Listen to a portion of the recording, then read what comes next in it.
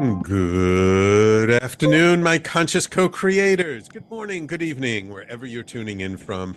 Welcome to the Conscious Consultant Hour, Awakening Humanity. I am very, very pleased that you are all here with me today. We've got another wonderful show in store for you with a fabulous guest. I hope you really like her, and we'll get to that in just a moment. But of course, first, we have my blog post for this week from a couple of years ago. Of course, I'm just taking these in order, one by one. And today we're up to the blog post that says, it's entitled, Commitments Are Here to Serve Us, Not Bind Us. Commitments are important contracts. They let people know what to expect. The most important commitments are the ones we make to ourselves. Yet we can sometimes fall into a trap. Our commitments are meant to support us, to give us direction and let us know where to point our energy. The danger lies in setting a commitment in stone. Of course, we should not let go of our commitments too easily. If we do, those around us will feel like they can't trust us. People will feel our words cannot be taken seriously. So we might think more carefully before entering into any commitments. If we have, then we can be present to how the commitment feels to us. For that might shift halfway through. Perhaps we really were committed to the project when we started. Maybe we even worked hard at it for a period of time. But a point can come when the commitment changes from something to honor to a burden. For when we lose the energy or drive to stay engaged in the commitment, it can start to feel heavy and restrictive. That is when we can look at the commitment again and decide if we want to recommit to it or release it. A commitment should not be a jail sentence. Commitment should support us and allow us to flourish. Yet the stories we tell ourselves about our commitments can turn them from something wonderful to a leash that we pull against. Knowing when to leave a commitment and when to stay can be tricky. For we have to look at all the implications of staying or going seriously. Can we find a way to turn what now feels like a heavy load into something new and fresh? Perhaps it doesn't have to be an either or. Maybe we can find that delicate balance between staying and going. One thing is for certain. If the commitment is no longer serving us, we need to reevaluate it, to at least consider letting it go for now. For if we are open to the idea that we can drop a commitment that might no longer be serving us, it might just give us the space to feel better about it. Just giving room for the possibility of letting it go might give us the necessary space to look at it in a new light that no longer feels so heavy. The end result should be that our commitments are joys in our life, not obligations or prison sentences. And that way, we will be more committed than ever.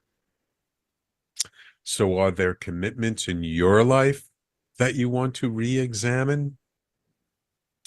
So I wrote this blog post a couple of years ago that was kind of at the beginning of a big phase of learning to be okay with being flexible, of learning to be okay that committing to doing something and then not having enough response to make it worthwhile to do. To not make the fact that we put a date on the calendar to be a prison sentence, that we have to do this no matter what, just because we said we were going to do it. And just this whole idea around being able to look at a commitment in a way that we don't have to feel it's so restrictive, and seeing how that actually gives us more space to examine it and to look at it in a more objective way, to be able to say, you know what, this actually still feels good, even if it's not what we originally intended. Or to look at it and say, you know what, this really isn't going the way we originally intended. This doesn't feel like it's serving us. It doesn't feel like it's serving the other people on the other side of the commitment. So perhaps we need to have a conversation and talk about changing this commitment. Sometimes I feel like this word commitment, kinds of reminds us of the Ten Commandments, that once it's written in stone, that's it, that it never changes, that there's no room for reevaluation and re-examining those commitments. And what I found for myself was, and I don't know if this will feel the same for you or not, that when I at least give space to re-examine the commitment, to at least give myself the possibility of, maybe I don't have to live up to this commitment. Maybe there's a way of shifting it and changing it and postponing and doing whatever that actually feels much better now. That just having that possibility helped me to feel like, oh, okay, this commitment doesn't feel like such a heavy burden. I can actually renegotiate it or change it if I want to. So now I'm much more likely to stay with it. And so it's kind of a paradox in a way, that when we make it okay to let go of a commitment, we actually feel better about keeping it. But it's also realizing that, when we're making a commitment, we're making it either to ourselves or to someone else. And when we're making it to someone else, we might think that they want to keep it the same throughout the entire length of the commitment. And sometimes they're just as okay with changing the commitment as we are. And so it's learning to sort of have this flexibility of thought around the thing, around our concept of commitments, that gives us a little more space, a little more room, a little more ability to navigate it, so we can feel a bit better about it. So I don't know if this was resonating with you or not, because I do know, like, there are some people out there that it's like, you make the commitment, you have to stick with it. Like, it's black and white, it's in this square box, and that's it. And I've just found over the few decades that I've been on this planet, that in the end, that doesn't really serve us. That very black and white attitude towards making a commitment, it actually makes the energy around the commitment so heavy that it actually takes away from what it is we're trying to accomplish with the commitment.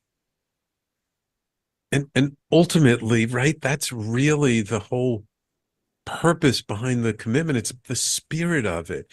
It's what are we trying to accomplish? And it's how are we going to accomplish it in the best way possible. So my invitation for this week, and I don't know if this will resonate with you or not, is to take a look at all your commitments, or at least the big ones, and just have a conversation with the person on the other side of the commitment. And if it's you, just have a conversation with you in the mirror and say, like, hey, I know you really committed to this. And maybe the thing you committed to um was, going to the gym every day. And maybe you find after a couple of months that every day is just a little bit too much. And so maybe you look at yourself and say, you know what? I think it would serve us better to commit to going to the gym every other day instead of every day. I just feel too worn out. So I so for this week, let's just look at those commitments. And if it's a commitment to another person, and maybe the commitment just doesn't feel as good as it did when you started the commitment, maybe have a conversation with the person and talk about the commitment and ask them, hey, does this commitment still feel good to you? Are you open to maybe looking at this commitment again and maybe tweaking it and adjusting it, that given today's circumstances compared to when we made the commitment initially, maybe we need to adjust it slightly and see what the response is. You never know. They might be just as open to modifying and adjusting that commitment as you are. So I guess this is a lesson in just not assuming that anything is written in stone, not assuming that nothing is unchangeable. And again, it doesn't mean that we treat our commitments so lightly, that we cast them aside so easily. It's not what I'm saying. I'm just saying maybe there's some room to reconsider, to adjust, or to maybe end the commitment early. Maybe everything that the other person wanted out of the commitment has already been fulfilled and they don't feel the need to continue with the commitment. And maybe you're just feeling that energy, and so you bring it up to them. So I just wanted to kind of bring this up to your consciousness as something different to consider and see. So that's this blog post. Again, it's entitled Commitments Are Here to Serve Us, Not Bind Us. And of course, you can always find my blog at talkradio.nyc/blog and on my personal branded website, theconsciousconsultant.com. And if you like my blog, you might like my book, Everyday Awakening. And you can always find my book, Everyday Awakening, at the website, everydayawakeningbook.com. Actually, it just takes you to the Amazon website. But you can find it wherever books are sold. We're in all the major distributors and all that other good stuff. So hope you enjoyed that. Let me know next week if you had any commitments you reconsidered and how that went, how that renegotiation went. All right. Now, it is in my extreme pleasure to welcome to the show inspirational speaker, author, fellow podcast host, and visionary leader, Jennifer Regular. She's no regular person. Jennifer is an old soul and a modern mystic who redefines leadership by guiding others through transformative personal and professional growth. As the driving force behind Lighting the Path, Jennifer offers insights that go beyond conventional models, helping leaders and organizations evolve through connection, collaboration, and contribution. She believes that true leadership begins with living your values and following your calling. Jennifer embodies authenticity, compassion, and a deep commitment to helping others achieve their full potential. She's dedicated to fostering a purpose-driven economy and guiding business leaders, visionary CEOs, and helping professionals in creating scalable impact and sustainable cultures of well-being. And she is also the author of the journaling book, Embrace Your Power, a healing journal of self-discovery. Welcome to the Conscious Consultant Hour, Jennifer. Thank you so much, Sam. It's a real pleasure to be here, and I love what you just shared on your blog, and it relates to much of what we'll be talking about today too. Wonderful, wonderful. It actually never ceases to amaze me. I am just kind of going through these blog posts in order, yet somehow the one that shows up that week is always so apropos for the person I'm having on the show or the conversation that we're having. Um, so I'm curious, did you always envision yourself being such a inspirational figure and author and podcast host when you were a little girl? I mean, was it like, oh, mommy, when I grow up, I want to inspire, visionary leaders in all over the world? You know what? The all over the world thing started with the doll I had, and it was a beautiful doll. It was a multicultural doll. And Oh, each face, there was a face and then a dress to it. And then you mhm. flip the dress, and then it changes face to a different culture, different Oh, cultural wow. visual and look. And yeah, I traced it back to that when I started feeling that world kinship, the global kinship of everyone and everything, and just had this wide eyed vision of really co creating global harmony. And I think it was in Mm. seventh grade. Well, a lot of things happened along the way, but just some of these pivotal times to answer your question. I wanted to grow up and be a guidance counselor specialist, is what I found out was the name of it. Ah. And yeah, just interesting thinking of that. I've always wanting to be a guide of sorts and really Mm. specializing in helping to direct people into what most lights them up, into their calling.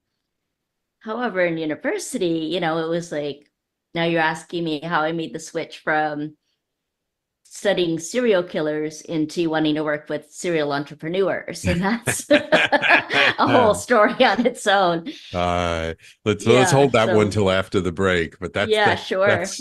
that's a good one. Okay. But I have to admit, you are the first guest I've ever had who went from thinking about serial killers to serial entrepreneurs. That's a new one on me.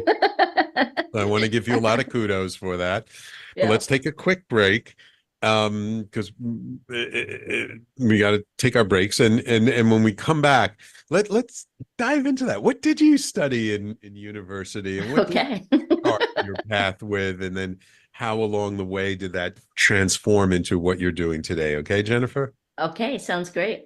Wonderful. So, everyone, please stay tuned. You're listening to the Conscious Consultant Hour, Awakening Humanity. We do this every Thursday, 12 noon to 1 p.m. Eastern Time, right here on talkradio.nyc and all over social media on YouTube and Facebook and Twitter and LinkedIn and Twitch. And we will be right back with our guest, Jennifer Regular, in just a moment. Are you a conscious co-creator? Are you on a quest to raise your vibration and your consciousness? I'm Sam Leibowitz, your conscious consultant, and on my show, The Conscious Consultant Hour, Awakening Humanity, we will touch upon all these topics and more. Listen live at our new time on Thursdays at 12 noon Eastern Time. That's The Conscious Consultant Hour, Awakening Humanity, Thursdays, 12 noon on talkradio.nyc.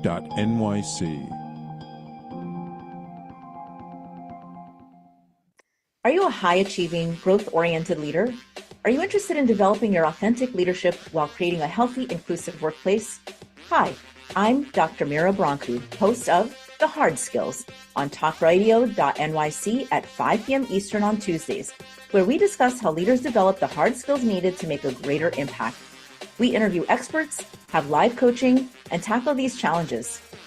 Listen to The Hard Skills on Tuesday at 5 p.m. Eastern on talkradio.nyc.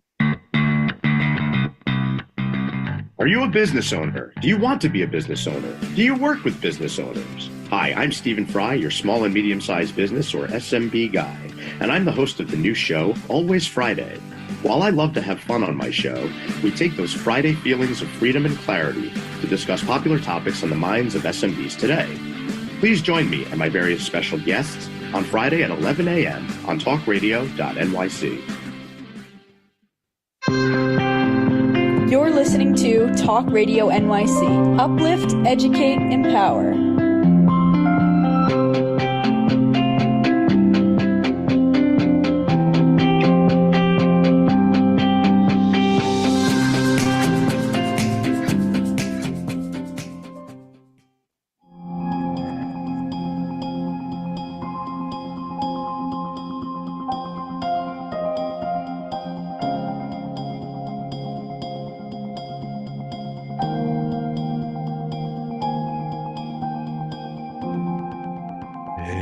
And welcome back to the Conscious Consultant Hour, Awakening Humanity. We're speaking this hour with my guest, Jennifer Regular.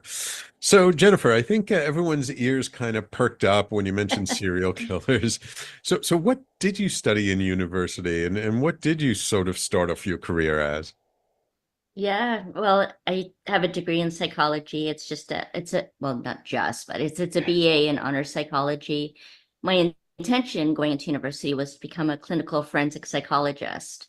And so I Ah, started studying that, but it was actually between my third and fourth year that my father passed and was a very devastating event to my life and oh, shifted a whole trajectory of things. Although I did, once I left university, work with federal offenders in a halfway house for a while, and then evolved into many other jobs and roles beyond that. It mhm, was just this, I think I grew up watching a lot of true crime and psychological thrillers and that sort of thing. And it just really intrigued me about the criminal mind and the drive oh, and the obsessive compulsive behavior that came through mm, that. So my BA thesis was on serial killing, doing a critical ah, analysis of behavior and personality, and looking through that and just having this belief, this conviction, and this drive that it's almost like a tunnel vision focus mm, that was fascinating to me and something that I was really curious about as far as human nature mhm. and how to transform that.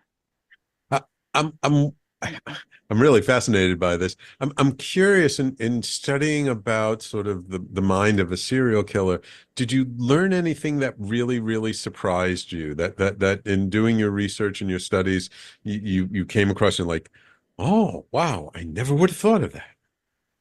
Actually, yes. When I started studying and having different books, it was interesting to learn that many of the serial killers from way back when were actually women poisoning their Really? husbands and spouses and so on. Yeah, and you don't really ever Oh, hear about that, right? no, because you And always think of the Jeffrey Dahmers of the world. right. Yeah, yeah, Yeah. exactly. But it Huh. was like these quiet moments through that. Yeah, so that was interesting find. Yeah, and how does that relate to serial entrepreneurs? Well, it was many years after that I really started working with the entrepreneurs and the Mm, multi-passionates. And again, it's that drive and that focus and learning mm, how obsessive compulsive, not in a disordered way, but like right. really determined, right? Dedicated, committed, and feeling called to a certain path. And that comes from a belief and an outcome of, for instance, for the people I work with, wanting to uplift humanity and wanting to share a message, a deep message. Mm, So that's more of a lighter version of yeah. what a serial killer was trying to do through their acts is sharing Mm, some sort of message, right? And right. Was yeah, there so was there some incident that kind of caused you to say, like, I don't want to deal with criminals anymore. I want to deal with people who maybe contribute to society instead? it was actually the system that changed things for me, the federal system, Ah, and not seeing the alignment in vision and values and the way that we were working to mm, transform mm. the behavior and the way things are. Right. That it's actually more of a Psychology system of didn't really fit into it. Yeah. right, that it's more of a system of punishment as opposed to a rehabilitation system. Yeah, there's that. And yeah, I guess there's that. And also the policies and legislation. And that went through in every system I worked with. I went Ah, into, worked with in mental health for a number of years, in addiction, okay. homelessness, domestic violence, working with people with severe multiple diagnoses and anything that created Mm, barriers and hindered our growth and well-being in any way. I mm, found the systems that try to support it actually didn't. And this is what led me into my work. And what I found through that, it was very draining for me and tiring for me to work within any of those systems and discovering that really the system's not a system. It really doesn't work Yeah. to have the kind of outcomes that I wanted to be able to facilitate, right? To help Right. facilitate that growth and well-being. So no matter what form my work took, there was that commitment, like you spoke about, the dedication, the devotion to bringing out the best in people. I had a very natural tendency to see everyone in their highest light, to really see potential that they're not necessarily aware of themselves. And it took many forms of realizing how I can guide the destiny of souls into their most empowered way of being. A couple of things I discovered in that work was that all those organizations and agencies weren't aligned in their vision and their mission and the values that they had put forth. And I kept this trial and error going through different organizations I thought were aligned in that and that were in line with my own, until I discovered my own personal mission and my own values and how I was being in alignment or not in that. And so I went through compassion fatigue, adrenal fatigue, holding back my potential and not becoming really disillusioned by any hope of helping humanity in any way, because there's so many hindrances to that, you know. Yeah, and in my yeah. own life, seeing how that came internally and became very misaligned. And it was like being in this fog of fear, obligation, and guilt. If you look at fog as an acronym, but it Oh, depicts yeah. it so well, right? This heaviness, this obscurity of not being able to see fully when you're caught up and have that motivation of maybe not necessarily becoming aware of it till later, that motivated by fear, obligation, or guilt. And I Right. didn't want to relate to people role to role anymore. That was the second learning from that. I wanted to connect soul to soul. Gotcha. I'm Yeah. curious when you kind of decided to switch and from working with sort of this one population to now a different population. Yeah. What was the hardest part of that transition for you? Like when you know, first you got to make the decision and then you got to sort of jump ship. But then like once you jump ship, it ain't always so easy to like No, it wasn't. change.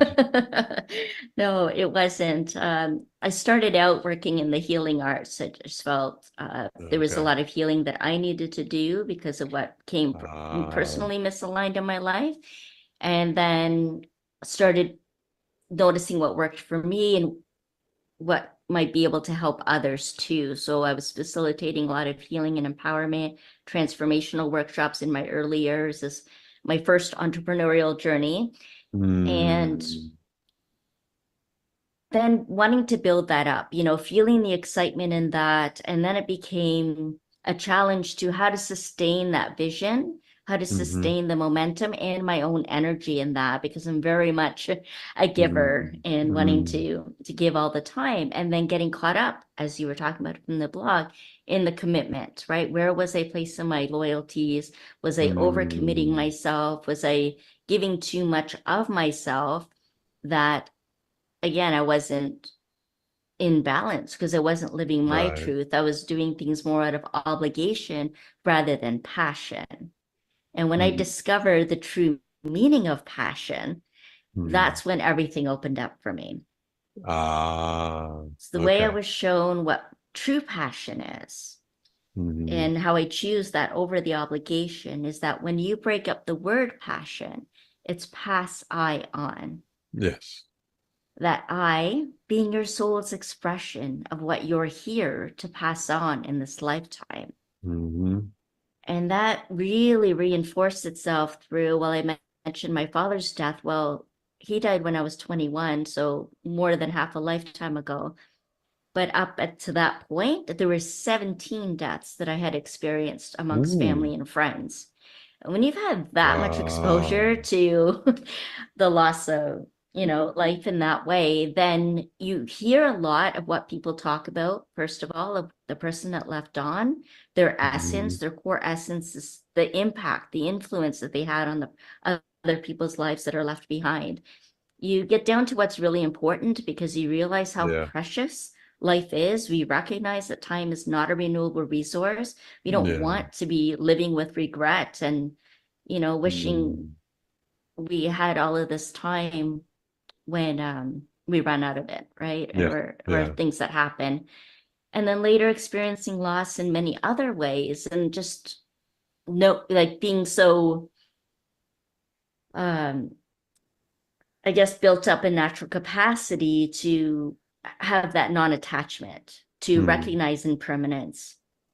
And so letting go of the obligation and the commitment, but recognizing what I most stand for. And that's what I bring out in mm, people too, is what are like to stand up for what you're most about, right? right, Your I right. that you're here to pass on. And that's that spiritual essence, your core Gotcha. energy of So, what so, you're here to do. so, Yeah, so it sounds like this was a transition that probably took several years. That it first, did. you were on a path sort of self-healing, and then as you kind of found a better way to heal yourself, that then you started to embrace those, I don't know, modalities, those methods, and then pass them on to the people you started working with. Yes, that's right. That's right. Got it. And clearing away any of those misalignments and what wasn't my truth allowed what Mm, was really in my heart to give and bring forth. And it was nice. interesting because just a few weeks ago, actually, for ahead of another podcast, I looked up the etymology of the word leader, and Hmm. it's ladare from Old English, meaning Hmm. to guide and bring forth. So going back to like my childhood dream of being a guidance counselor specialist, right? Wanting kind of framing it in that way, it's to guide and bring forth, guide and bring forth that I that we're here to pass on, like lifting Mm, up and rising into what's yet to still be born right, inside right. of you, right? And then being able to lead with that passion so Mm, that we can light the path of profound impact and be able to engage together in collective transformation, because I find it's not so much about our individual missions anymore. It's more about our collective mission. And that's where we get to bring it all together. So as I brought myself all together and became whole again, then that opened me up to further personal evolution and growth, both personally and professionally, and not having this separation of work and life. It became my life work to be able mm, to lead with passion, right? And help facilitate that collective transformation with others too. And this is a chapter actually in a book that's coming out in a couple of weeks, in the Ultimate Guide to Leaving a Legacy. My chapter is all about leading with passion and lighting the path to profound impact and collective transformation. This is what I'm dedicated to now, what I'm yeah, committed to, what I'm passing on through all wonderful. that. But it took a lot of continuous improvement and evolution and being committed to that path, right, of personal Right. evolution. Wonderful, wonderful. Okay, let's take a quick break. And when we come back, let's talk about sort of what is lighting the path. How do you actually work with people today? And like, how did your work sort of evolve out of your experiences, out of your own healing experiences and your own life experiences of how have you found your path to really supporting leaders in the best way possible? Okay. Okay, sounds great. Wonderful. So, everyone, please stay tuned. You're listening to the Conscious Consultant Hour, Awakening Humanity. We're speaking with Jennifer Regular this hour, and we'll be right back in just a moment. Hey everybody, it's Tommy D, the nonprofit sector connector, coming at you from my attic. Each week here on talkradio.nyc, I host the program Philanthropy in Focus. Nonprofits impact us each and every day, and it's my focus to help them amplify their message and tell their story. Listen each week at 10 a.m. Eastern Standard Time until 11 a.m. Eastern Standard Time, right here on talkradio.nyc. Were you an essential worker during the pandemic? If you needed to learn stages of epilepsy, did you depend on advocates?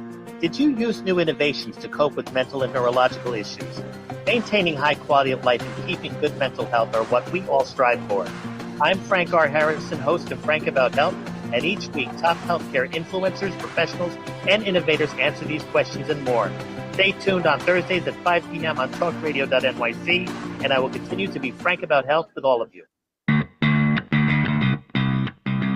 Are you a business owner? Do you want to be a business owner? Do you work with business owners? Hi, I'm Stephen Fry, your small and medium-sized business or SMB guy, and I'm the host of the new show, Always Friday. While I love to have fun on my show, we take those Friday feelings of freedom and clarity to discuss popular topics on the minds of SMBs today. Please join me and my various special guests on Friday at 11 a.m. on talkradio.nyc. You're listening to Talk Radio NYC at www.talkradio.nyc. Now broadcasting 24 hours a day.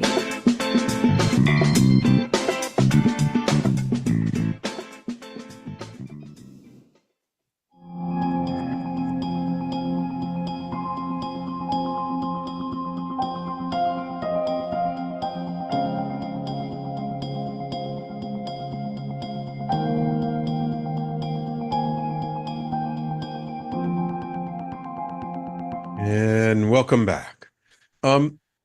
So Jennifer, you really went through a big transition through your own healing to starting to work with people to inspire them, to uplift them. How long has it been since you've made that transition? That was in 2007. So close to 20 years, yeah. Wow. And so how did you take sort of your own personal healing experiences and use that to inform your work in working with entrepreneurs and people? Okay, yeah. So it's really the cycle of transformation, right? And transformation being transcending form. So going beyond what you've known yourself to do and be, how you've been recognized in the past, moving beyond that.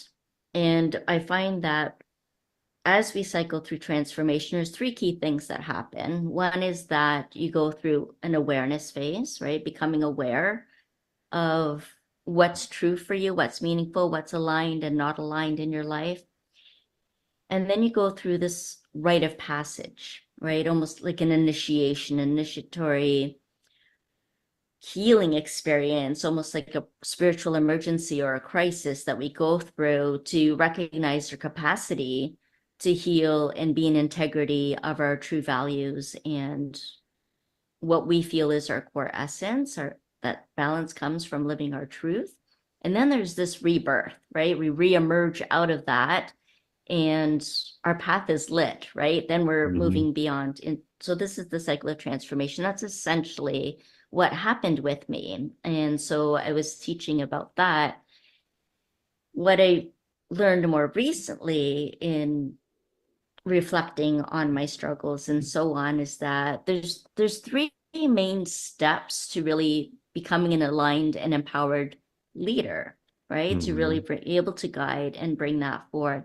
And the first thing for me is attunement, a deep connection, and a deep connection within, a deep connection with your higher power, a deep connection to your life work, the I that you're here to pass on. This is also in alignment with your values, right? And your mission, your vision, and what keeps you resonant with that, what orients you to stay focused on that so that you're not veering off the path. Like there's going to be many pivots along the way because of course we know the path is not linear, right? There is that continuous evolution, but it doesn't take you so far off that you neglect and become insecure about things that you fall back into patterns of that fear, obligation, and guilt, that you're able to actually follow your calling and stay true to what's most meaningful and important for you. So the second thing is to follow your passion, right? Your true calling, the I that you're here to pass on, and to stay still with that step number one, right? We're just building onto that. That connection comes from, for example, every morning I read my guiding principles. My guiding principles are like a combination of an affirmation and intention. And I have several of those that are based on my theme for the year and who I want to show up as in my life and in my work. And that verifies my resonance. It sets my proper orientation. And then as I go through the guiding principles, then it's like a stabilizing force. It connects me and helps me to stay true to what's in front of me so that I don't get lost, right, in the mix. And that passion is that energy, that soul's calling, that that we're here to pass on, that we can really elevate with that. That is our potency. So it's not so much our skills and abilities that we've gathered over time. It's actually our potency. What are we most here to influence and provide the message of? Because one thing that's really interesting that I noticed among visionaries in particular is that their energy and their passion that has the greatest impact. Right. So, yeah. So when you feel that passion, when you feel the energy, right, you're just vibrating at a whole level. You don't have to even do anything. People just feel that. They resonate with that. They're attracted to that. So being able to follow your calling, you're staying true and being in balance with who you truly are and magnetizing all that you need towards you as well.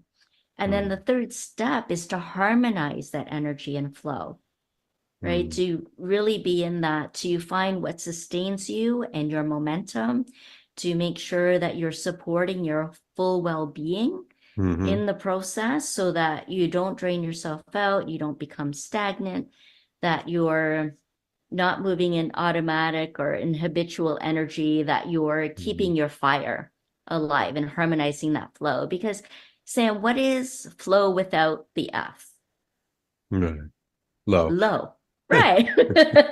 Low. So, okay, we can use that as a kind of a simple example of what strategy you might need to get back on track if you're not in harmony with your energy and with your passion, right? And it could be fun. It could be family, friends, fulfillment, fortitude, flexibility. You know, what's the F that you need? The freedom, right? Gotcha. So looking at that F that, you know, will bring that back in, and then you can be back in your flow. So you're not just low energy in that fog of fear, obligation, and guilt, that you're actually sustaining your passion, sustaining your momentum and well-being, bringing those things into it. So that really helps, I think, leaders achieve that aligned and empowered way of conscious leadership, you know, So really I'm being able wondering, to sustain that.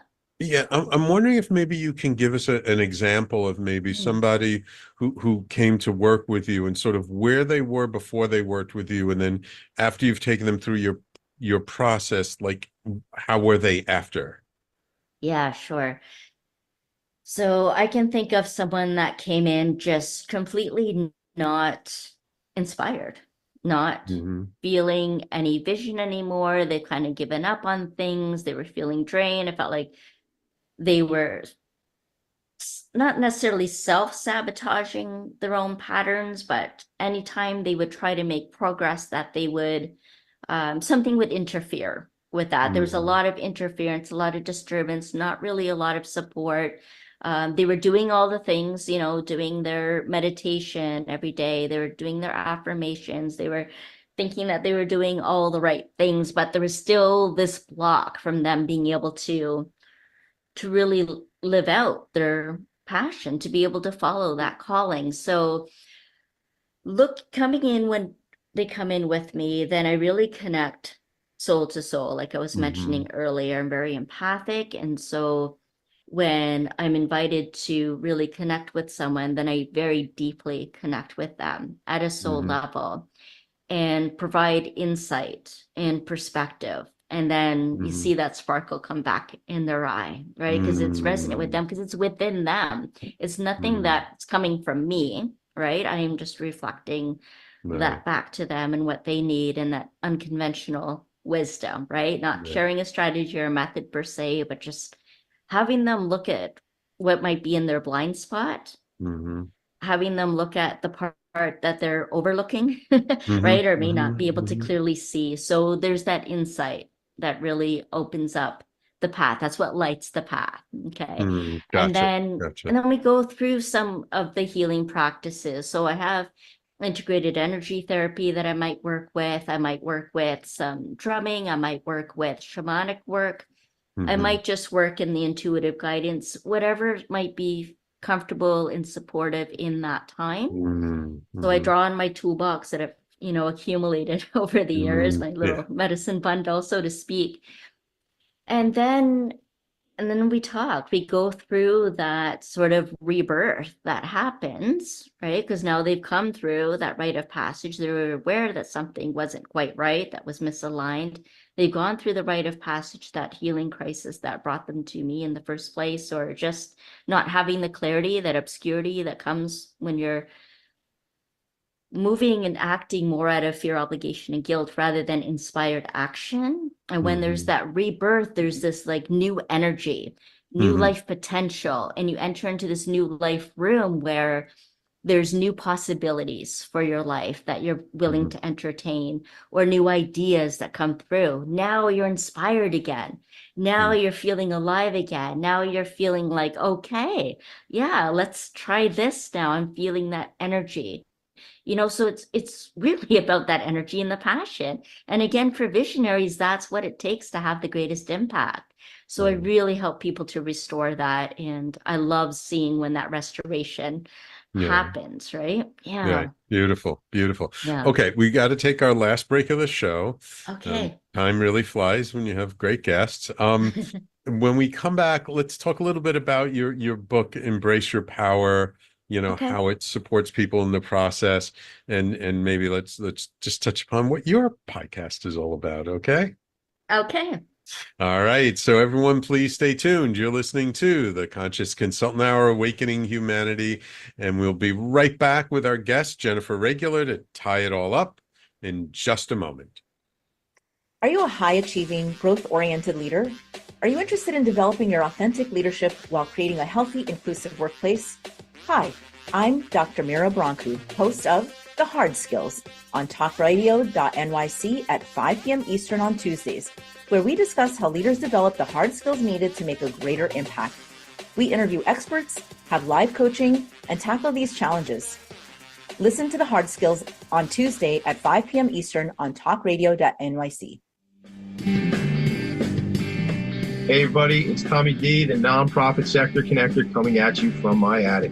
Each week here on talkradio.nyc, I host the program Philanthropy in Focus. Nonprofits impact us each and every day, and it's my focus to help them amplify their message and tell their story. Listen each week at 10 a.m. Eastern Standard Time until 11 a.m. Eastern Standard Time, right here on talkradio.nyc. Are you a conscious co-creator?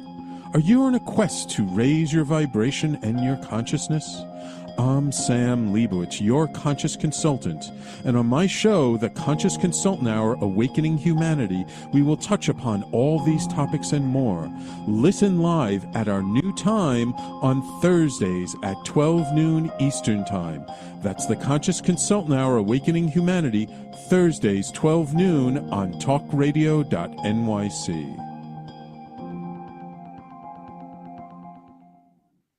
You're listening to Talk Radio NYC at www.talkradio.nyc. Now broadcasting 24 hours a day.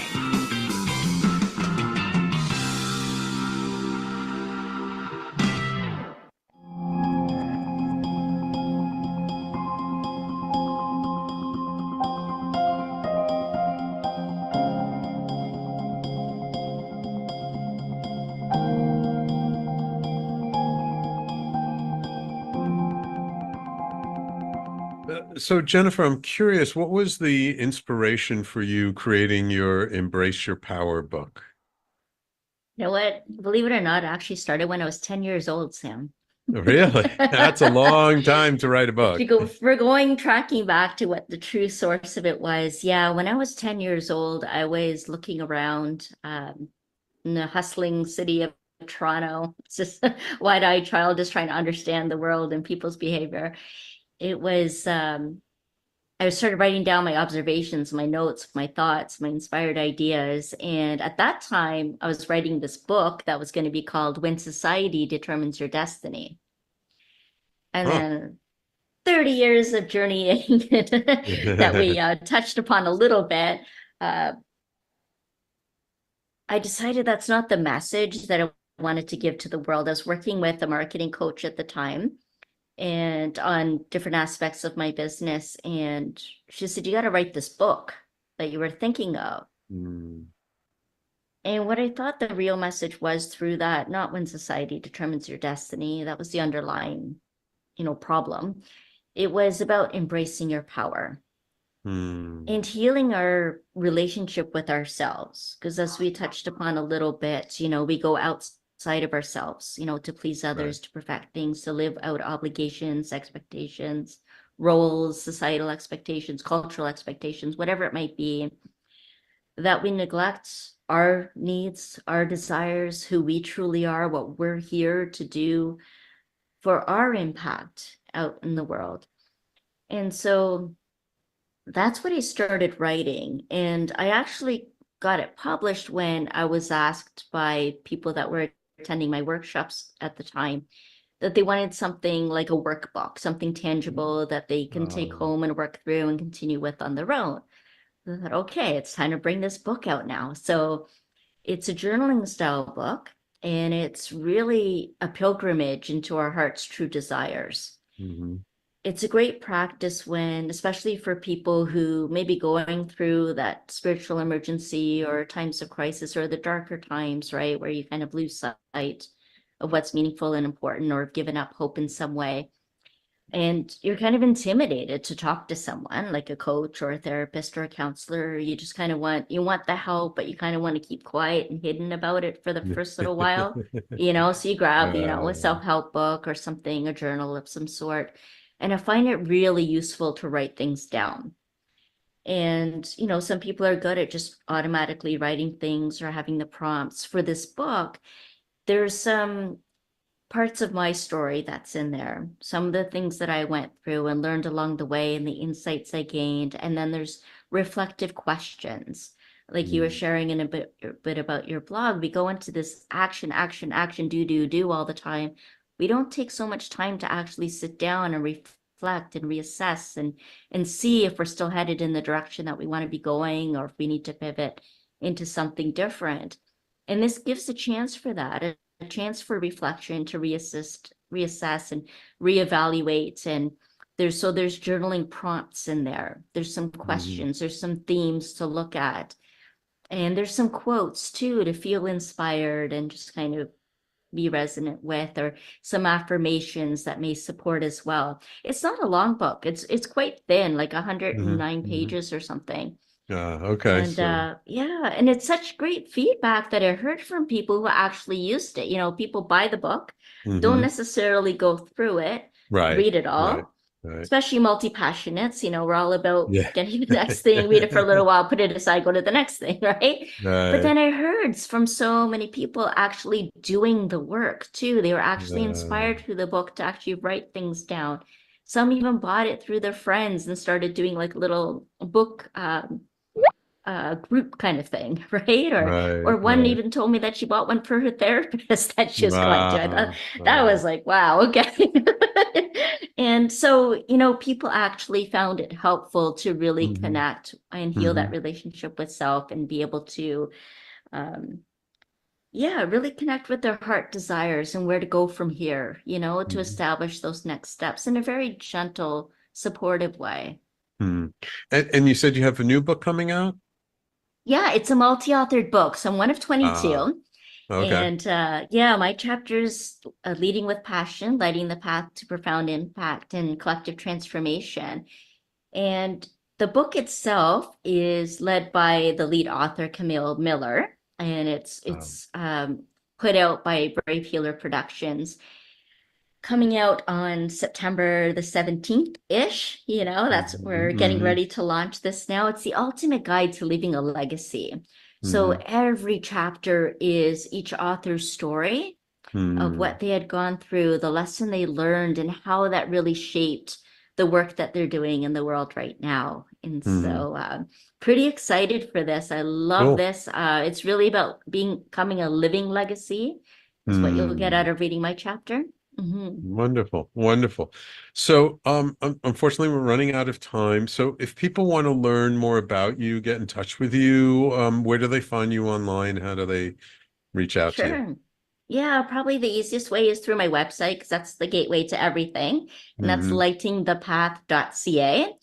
And of course, I have the podcast that you mentioned, Awaken and Ascend, is on YouTube. And of course, you'll find Sam's episode on there too. And Yes. then LinkedIn's probably the best social channel to reach me on. You'll just find me on LinkedIn under Jennifer Regular. And I look like this. Wonderful, Jennifer. Well, thank Yeah. you so much for taking your time to come on my show today. I truly appreciate it. I love the work that you're doing, and I wish you all the success that you desire.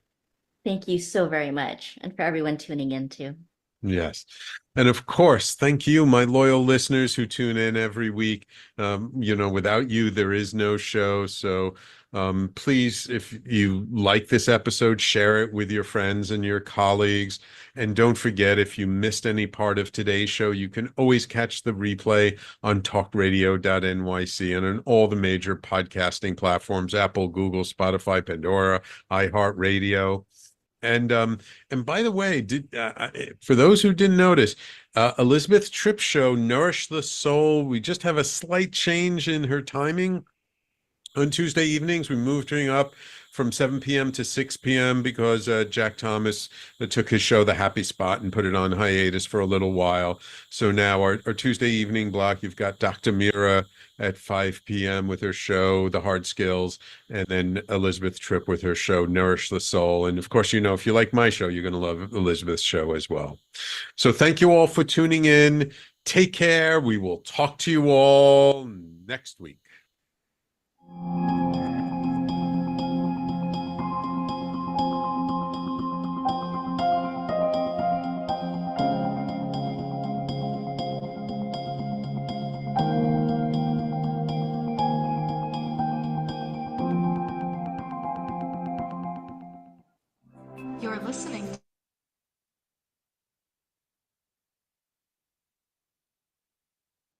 You're listening to Talk Radio NYC.